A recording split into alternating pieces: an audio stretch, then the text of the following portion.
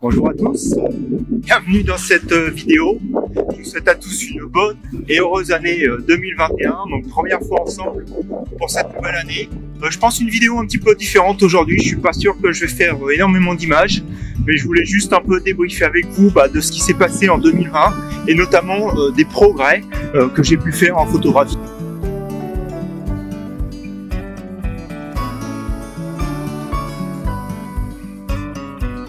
Le progrès, c'est toujours quelque chose un peu de subjectif. Je me dis que j'ai progressé parce qu'en fait je reviens maintenant de mes sorties photos avec beaucoup moins de photos qui vont directement à la corbeille et puis beaucoup plus de photos que je peux garder, que je peux apprécier. Je dis pas qu'elles sont parfaites, elles sont toujours perfectibles, mais en tout cas beaucoup plus précis dans mes compositions que j'ai pu l'être avant, beaucoup plus précis dans mes réglages que j'ai pu l'être avant. Donc pour moi un gros progrès fait sur 2020, et donc je voulais partager avec vous les 5 raisons pour lesquelles je pense que j'ai fait des progrès en 2020.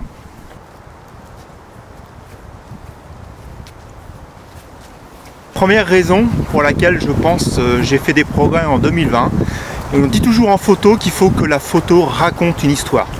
Et c'est vrai que c'est très compliqué parfois que la photo raconte une histoire. Donc ce que j'ai commencé à faire moi, c'est raconter des histoires autour de mes photos.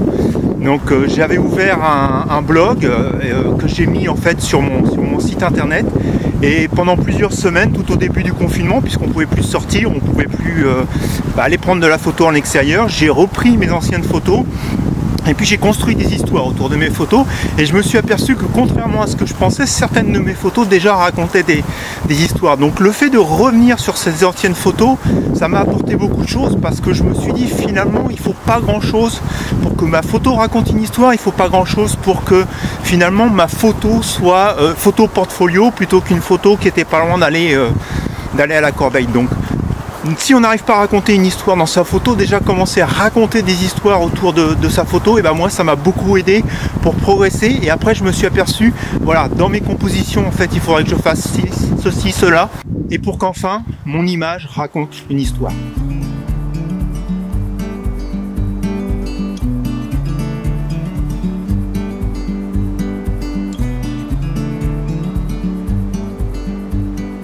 Le deuxième point qui m'a aussi beaucoup fait progresser, finalement, c'est le nombre incalculable de ressources libres que l'on a sur Internet pour apprendre la photo.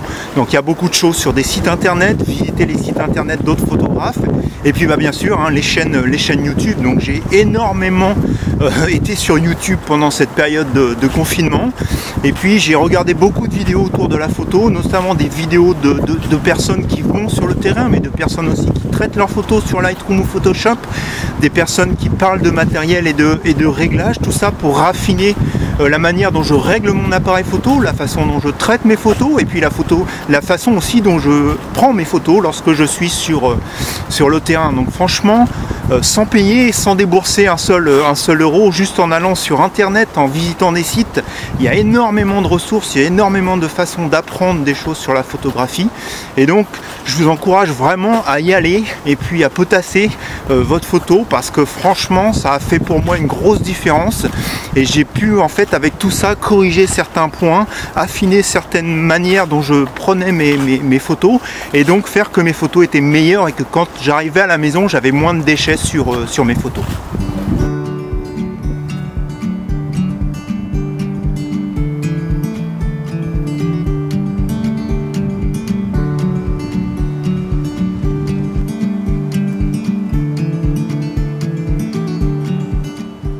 Le troisième point qui m'a énormément fait progresser aussi sur cette année, c'est accepter le fait que à chaque sortie, on peut pas avoir une photo portfolio, on va dire. Les photos épiques, comme disent nos collègues anglo-saxons, ça n'existe pas à chaque sortie. Il faut accepter qu'une sortie va mal se passer. Personnellement, je travaillais énormément mes sorties, donc en allant sur Google Maps, en regardant l'orientation du soleil, en préparant les horaires. Et puis voilà, j'arrivais sur place, la lumière n'était pas forcément celle que j'espérais, il y avait des pêcheurs sur la mare, il y avait tout un tas d'éléments qui faisaient que j'étais pas dans les meilleures conditions pour prendre la photo, donc ma photo était acceptable, mais elle n'était pas formidable. Et ça, il faut l'accepter. Et en acceptant ça, finalement, je me suis aperçu que d'un seul coup, je prenais un autre regard sur l'endroit où j'étais, sur ma photo, je changeais mes compositions et j'étais moins finalement rigide dans mes attentes, beaucoup plus flexible, et donc ça me permettait de découvrir des choses que j'avais pas forcément envisagées avant. Donc ça, c'est relativement important, comme j'avais expliqué dans une vidéo, je crois que c'était en août ou en septembre. Il faut photographier d'abord pour nous, il faut se faire plaisir, et il faut pas croire qu'on va avoir des images épiques à chaque sortie. Donc ça m'a vraiment énormément fait progresser en photo. Il faut sortir.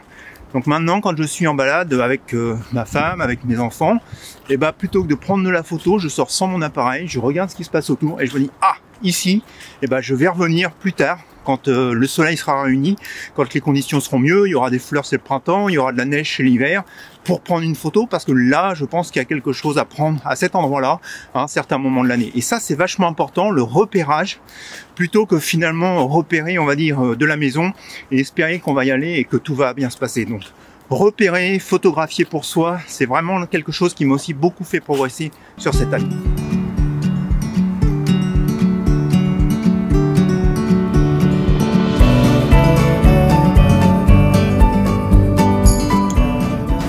Le quatrième point qui m'a énormément fait progresser aussi sur cette année, et ben en fait, c'est d'adopter une certaine routine au moment de prendre mes photos. Donc d'abord, ne pas tout de suite sortir le trépied, l'appareil photo pour se mettre en position, mais déjà estimer la hauteur du trépied, donc finalement sa composition avant même de sortir l'appareil, et puis de sortir le trépied. Donc prendre le temps, quand il y a quelque chose qui attire l'œil, de finalement s'arrêter et de se dire ok, dans cette image, qu'est-ce qui m'attire, et donc comment je vais le mettre en valeur avant même d'avoir sorti son appareil photo. Donc ça m'a beaucoup aidé et c'est vraiment important.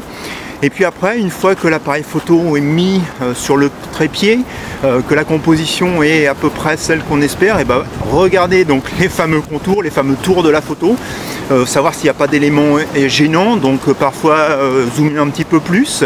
J'avais d'ailleurs dans une autre vidéo expliqué comme quoi le téléobjectif, ça peut être une super façon d'éliminer un peu le chaos dans ces vidéos, et puis donc dans ces photos, excusez-moi, et puis finalement donc d'avoir des images beaucoup plus propres. S'assurer que la mise au point est bonne, s'assurer ensuite que les réglages sont bons.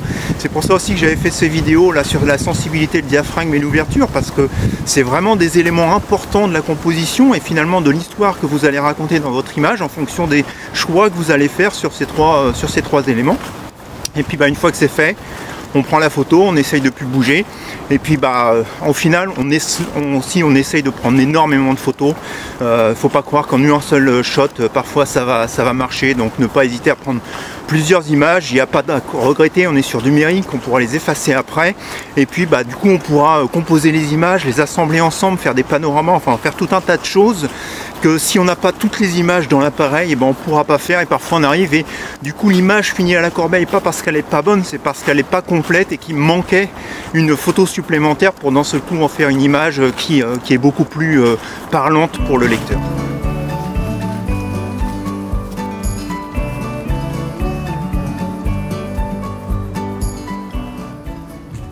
Et enfin, le cinquième point qui m'a vraiment fait progresser en photo, c'est accepter qu'après avoir pris la photo, il faut la traiter.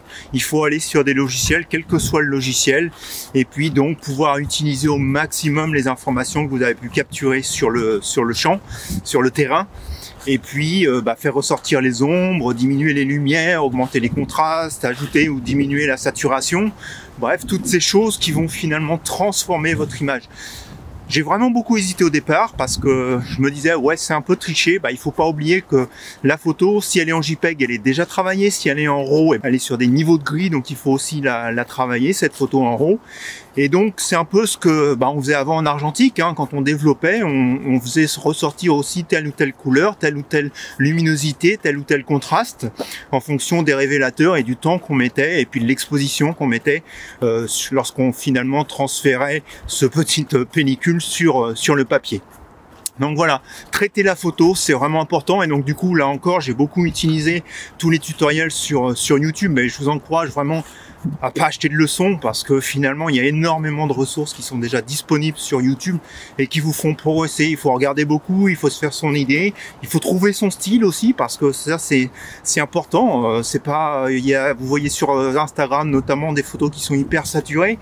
C'est pas forcément ce qu'on a envie de faire quand on veut développer ses photos pour en faire des posters. Donc il faut créer son style, il faut arriver à trouver les réglages qui nous inspirent, qui nous parlent et qui font ressortir la photo de la façon dont finalement on l'a ressenti le moment où on l'a pris. C'est ça qui est le plus important. Donc traiter sa photo, c'est vraiment la dernière chose qui m'a énormément fait progresser sur cette année 2020.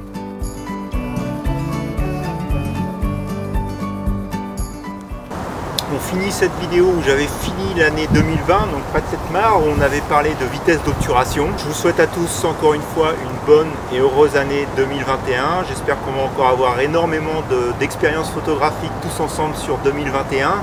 N'hésitez pas dans les commentaires à me dire aussi les sujets que vous aimeriez que je traite avec vous, le type de photos, de développement, enfin tout ce qui pourrait vous intéresser. Ça me donnera des idées pour des futures vidéos. J'ai déjà quelques idées en tête pour commencer 2021. J'avais déjà fait une vidéo sur les chevreuils, donc je vais retourner un peu sur l'animalier. Je vais essayer de faire une vidéo sur les oiseaux et on va pas aller très loin. Je vais essayer de faire les choses simplement dans mon jardin et puis vous donner quelques astuces pour faire des photos qui seront, je l'espère, sympathiques, et puis d'autres idées de photos de paysages. Et puis comme je le disais en introduction, j'espère qu'on va enfin pouvoir ressortir, se promener, voir d'autres horizons et puis faire d'autres types de photos. Donc voilà, je vous souhaite à tous un bon dimanche, encore une bonne semaine, et puis je vous dis à la semaine prochaine pour de nouvelles expériences photographiques. Allez, à bientôt.